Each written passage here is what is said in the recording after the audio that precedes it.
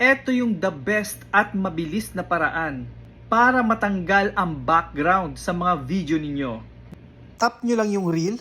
And then dun sa pinakataas, swipe nyo lang to the left. At sa pinakadulo, makikita nyo po yung green screen. Pindutin nyo lang po ito.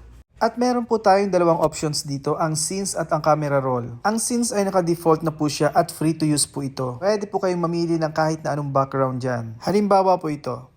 At kung gusto nyo naman ay sariling background ninyo at galing sa camera roll ng cellphone ninyo, tap nyo lang yung arrow back, then tap camera roll. I-try natin gawing background si Ivana Alawi. Tap nyo lang yan.